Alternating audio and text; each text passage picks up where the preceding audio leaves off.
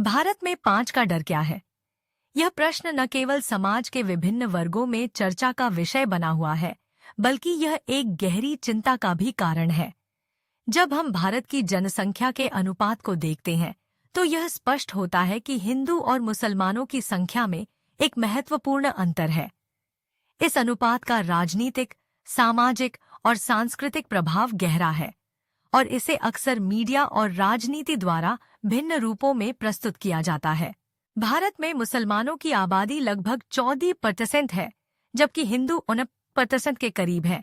यह आंकड़ा न केवल सांख्यिकीय दृष्टि से महत्वपूर्ण है, बल्कि यह सामाजिक ताने बाने को भी प्रभावित करता है। जब हम इस अनुपात को ध्यान में रखते हैं, तो यह समझना आसान होता है कि क्यों कुछ समूहों द्वारा मुसलमानों को एक खतरे के रूप में प्रस्तुत किया जाता है। यह डर, जो कभी कभी वास्तविकता से ज्यादा मजबूत होता है, मीडिया और फिल्म इंडस्ट्री द्वारा बढ़ाया जाता है। मीडिया की भूमिका इस संदर्भ में अत्यंत महत्वपूर्ण है। समाचार चैनल अक्सर ऐसे मुद्दों को उठाते हैं जो नफरत और विभाजन को बढ़ावा देते हैं। जब कोई घटना होती है, तो उसे इस प्रकार पेश किया जाता है कि वह एक समुदाय के खिलाफ दूसरे समुदाय की नफरत को भड़काने का काम करती है। इसके अलावा फिल्म इंडस्ट्री भी इस नैरेटिव को स्थापित करने में पीछे नहीं है।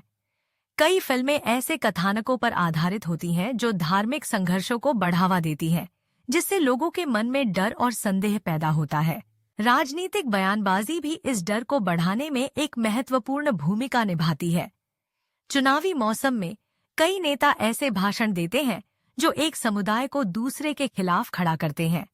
हेट स्पीच का यह असर न केवल चुनावी रणनीतियों में दिखता है, बल्कि यह समाज में विभाजन को भी बढ़ावा देता है।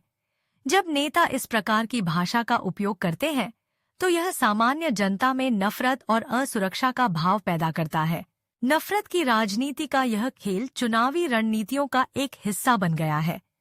कुछ राजनीतिक दल जानबूझकर ऐसे मुद्दों को उठाते हैं जो धार्मिक भावनाओं को भड़काते हैं। इस प्रकार वे अपने वोट बैंक को मजबूत करने का प्रयास करते हैं।